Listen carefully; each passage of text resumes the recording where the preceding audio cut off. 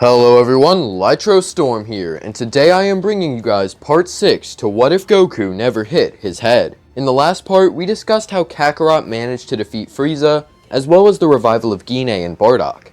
No one ever went to Yardrat, so there wouldn't be any instant transmission, and also Goku and Chi-Chi had Goten early, with Bardock and Gine having their own daughter. If you want more details on the last part, or you haven't seen the rest of the series, the link will be in the description and comments section. But before we get into this installment, I want to remind you guys that at the end, if you enjoy this video, please do be sure to like and subscribe. And as always, be sure to join my Discord and follow me on Twitter. Links in the description.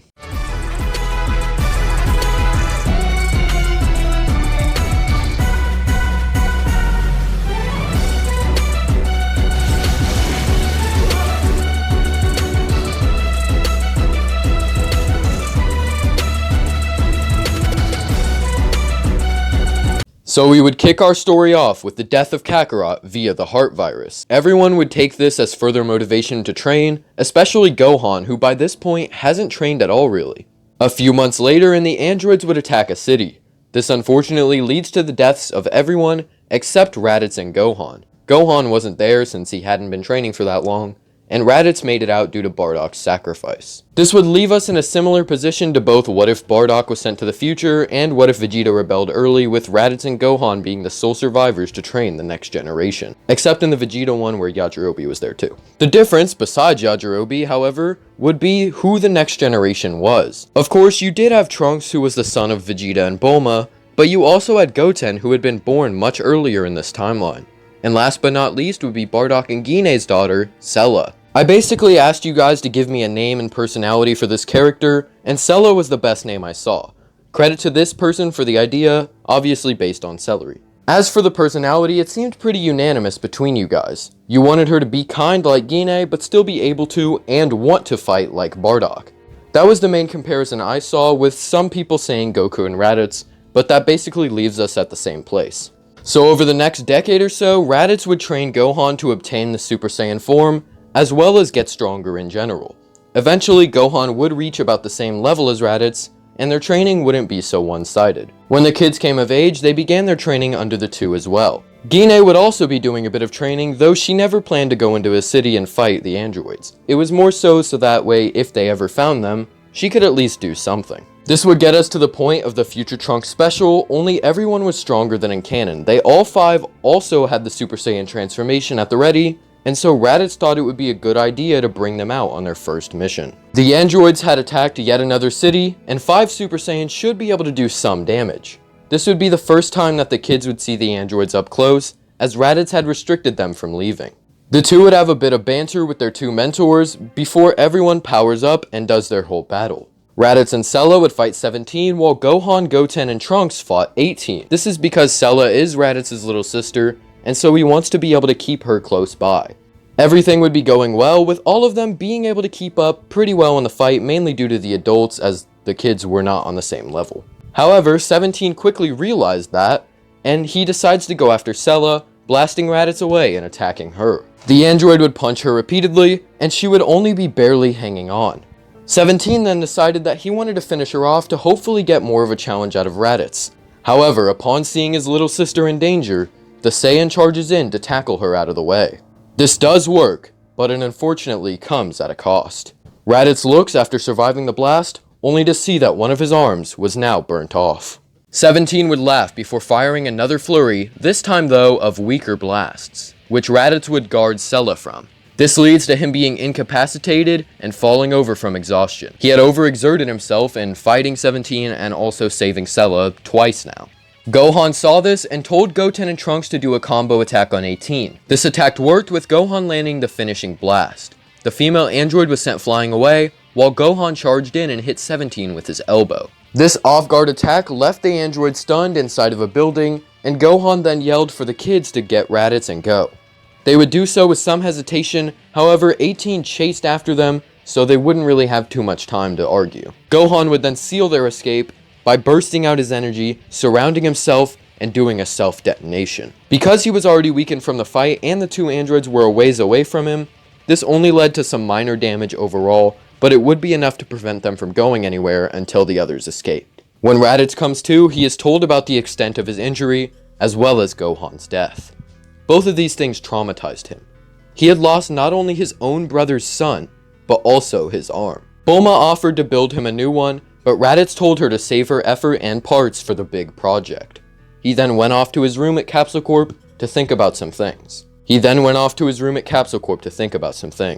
Later that night, Bulma would open the door and walk in, trying to comfort Raditz. She would tell him that it wasn't his fault and that she would be there for him. The Saiyan, however, blows this off, saying that he doesn't need her help. He knows that there's still a glimmer of hope, but it can only come to fruition if they focus on what matters, and this little sweet talk doesn't. He tells Bulma to use her time wisely, and she leaves, saddened. The next day, the kids would just be talking and eating together, trying to move on with their lives, when Raditz would walk up. He orders a sparring match, and they're taken aback by the suddenness of it. Their mentor then goes Super Saiyan, and so the three follow suit. Raditz rushes at Trunks, taking him out in a few swift blows before being attacked by Goten. He parries every single attack. However, despite missing an arm, he parries every attack and overpowers his nephew. From behind, he senses Cella charging and knocks her aside as well. Trunks gets back up to continue fighting, but gets beat down once again with Cella also following. A few more exchanges happened, but Raditz had been slowly tuning out the battle. He began to start seeing red, mixed in with his flashbacks of his battles with the androids over the years. The Saiyan began feeling less force output against him, and began dealing multiple punches to his target, over and over and over. He then heard his little sister say his name as if she were unsafe and asking if he was okay. And after that, he turned around to see her, his vision finally returning, and he turned his head once more, looking down at his target, Goten. His nephew was covered in blood and now in his base form. And covered in blood. Raditz was shocked at this. He slowly looked at his hand, which was soaked in the same stain. He took the pouch off of his side and dumped it out, leaving one senzu bean to drop. Raditz didn't use it on himself because he wanted to save it, but now was the time. He fed it to Goten, bringing him back to his full strength. The Saiyan stood up, looking around frantically at the others before flying off. He stood on a rock perched over the city. Raditz looked at the city and back down to his remaining hand. He was foolish, trying to rush the training process to get them even stronger. In doing so, he let go of the fact that they weren't just kids with amazing potential. They were people he cared about. People he swore to protect, and he just beats them down like that? Even with everything happening and all the death in their lives, the kids are at least dealing with it somehow, but Raditz, it's just built up over time. All this responsibility, combined with all the death, and Gohan, it's too much. Raditz knew that he let go of his principles, but now that he knows, he can fix it. He stands up, turning to go apologize, but that's when he hears a massive explosion. He turns around to see the city that he had previously looked at, completely destroyed. The last two shots we get are him looking sternly, knowing what he has to do, and then his hair changes to gold. We then immediately cut to the three kids looking around for their mentor, only to find the city in shambles. They do end up finding him, but unfortunately, he was no longer alive. The three cried over this, and we now jump ahead to 3 years later. The kids have grown much stronger from continued training, and are waiting for Bulma to finish her project. The time machine she had been working on was near completion, and so all they had to do was wait. However, as a last attempt to avoid all this extra stuff, the three go after the androids. Unfortunately though, while they do a lot better than Trunks did in canon, they still end up losing before waking up at Capsule Corp. Here it is decided which of them will go into the past. Goten is ruled out because he would have too much connection to Goku, so he could end up blowing the whole thing. Cella is also taken out because she wants to stay back with her mom to make sure she's safe. This then only leaves Trunks, who is gonna do it. Before his departure though, Cella stops him and kisses him on the cheek, revealing that the two are now dating. He then sets off to prevent all of this from ever happening. And that is where we'll leave off for now.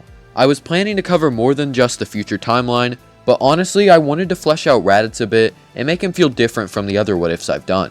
Hopefully you guys enjoyed this part, and subscribe to see the next episode, which will be covering the Cell arc. But as always, tell me if you liked this part, tell me what you think will happen next, comment your requests for future videos, and subscribe. Thank you for watching, have a great day.